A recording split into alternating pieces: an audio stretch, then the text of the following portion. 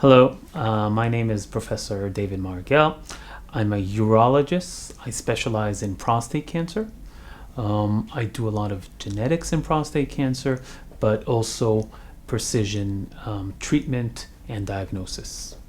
In the past, not that many years ago, it was thought that men are not related to BRCA mutation. They may carry a mutation, it does not affect them at all, and they may pass it to their daughters, but they themselves have no consequences. That is not true today. We know today that there are certain cancers that men with BRCA mutations are at increased risk for. The most prominent cancer, the most common cancer, is prostate cancer, and that's how I started to get involved in BRCA in men. But there are other cancers as well, such as pancreatic cancer, skin cancer. Skin cancer can occur in two forms with BRCA. One is a benign cancer, which is BCC, basal cell carcinoma. It's more common among carriers. And the other is melanoma, also more common among carriers. The fourth cancer is breast cancer. Breast cancer can occur in men as well, not only in females. Again, it's a rare cancer. It occurs rarely, even among men with BRCA, but it occurs much more common than the general population. Therefore, men with BRCA are at increased risk for several cancers, and they should go screening for these cancers. So I do offer people genetic counseling, and I think men with prostate cancer at a young age, men with metastatic disease, men with family history suggestive of other cancers should get tested. Another issue is about getting awareness. So male germline carriers were largely ignored. We opened in Israel a male BRCA clinic. BRCA Institute endorses us and included now men in all their conferences. We also have set up some meetings for men to talk to each other and provided counsel.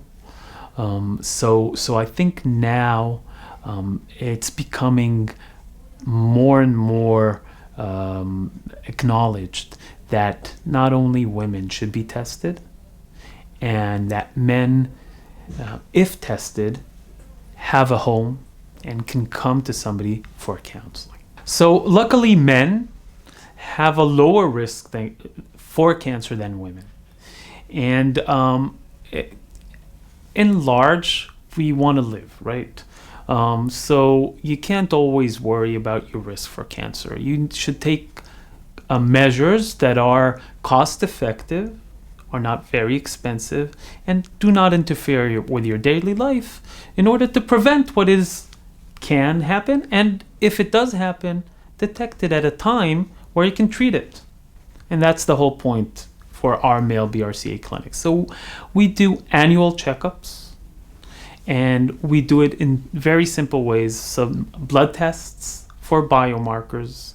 We do ultrasonography just to avoid radiation and to try to detect cancer early. And we also ask the men to go to their skin doctor once a year. So very, very simple measures, not expensive, that can be done anywhere in the world. And at our clinic, we were able to detect several types of cancers. All were detected early, and all were offered surgery. And luckily enough, at least that's my feeling today, is that they all are alive. And some of them required surgery, but all were discovered at an early age. Prostate cancer is usually a disease that most people think of as an indolent disease. So most people, even when diagnosed with prostate cancer, don't die from it. That is not always the case for carriers. Carriers should be discovered early, And many times, this cancer can cause life-threatening. So, prostate cancer in a carrier should be managed differently than in non-carriers.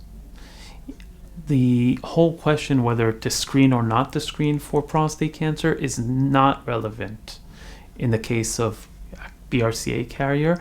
In a BRCA carrier, I think nobody really thinks that they shouldn't be screened. They should be screened for prostate cancer, and if diagnosed, it doesn't always mean treatment, but it means very, very close follow-up, and many times